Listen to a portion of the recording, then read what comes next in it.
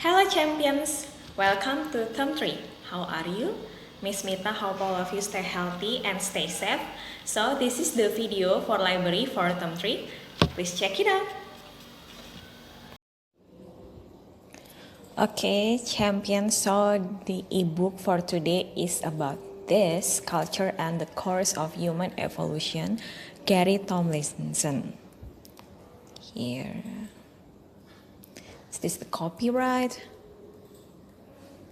Preface. This book is aimed at both scientists and humanists, and it contains provocation for its subject matter in the evolutionary emergence of modern Homo sapiens over the last 200,000 years, and it advances a model that gives a leading role to the development of culture and human capacities to make it. In itself, this emphasis is provocative. The interaction of biology and culture has featured in many scientific accounts of human evolution across the last several decades, and humanists have recently begun to attend to this. Where the provocation may enter in, however, is in my conviction that neither camp has adequately taken the measure of the other. On the one hand, are evolutionary scientists, population geneticists, and paleodemographers who, when they approach culture, usually do so from a quantifying perspective that has to be semantic and blunt. Their model of culture is one that allows its phenomena to be entered as coefficients into mathematical equations in order to track general trends, probabilities, and points of equilibrium. These kinds of models have important uses. They tell as much and I will exploit them, but they have severe limitation too, and their builders usually recognize that they cannot explain in nuanced fashion how. In a world populated by several species of uncultured hominins, not to mention other animals with minimal cultures, humans came to be the kind of cultured animals they are today.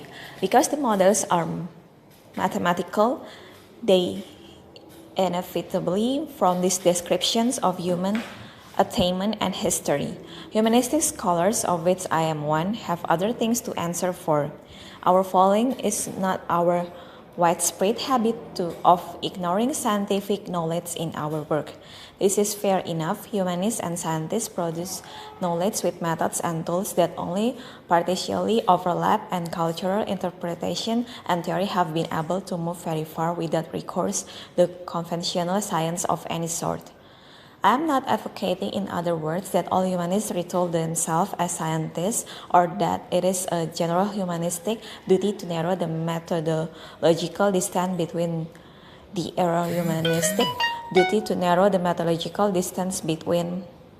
the humanities and the sciences, where, however, humanists do take on evolutionary issues, it's not enough for us to debate. By staying in the swallows of evolutionary science, humanists create a diverse of questionable value, wherein a simplified Darwinian paradigm is applied to literature, music, painting, and more, as if evolution could be innocently approached in the complexities of the modern synthesis and extended synthesis in evolutionary thought bypassed. Whatever the conversation are that need to be struck up with scientists, this kind of work has not helped to put them on a firm footing. In the middle between the scientists and humanists are the Paleolithic archaeologists themselves, meticulous workers in the earth who with practice eye, hone skill, and abiding patience piece together along that population of humans and their lifeways. To linger with them at their sides is to marvel at the richness of the accounts they conjure, from traces all but invisible to the uninitiated. They rely on sophisticated science for the analysis of what they unearth, and at the same time they look to the human scientists to help them understand the activities whose traces they read. Okay, So this is the ebook, and Miss Mita will attach this ebook in Edmodo. If you want to read more, you can download it. Okay, thank you. Okay, champions, so that is the video for library. Miss Mita hope all of you like and enjoy the video. Remember, stay healthy and stay safe. God bless you. See you.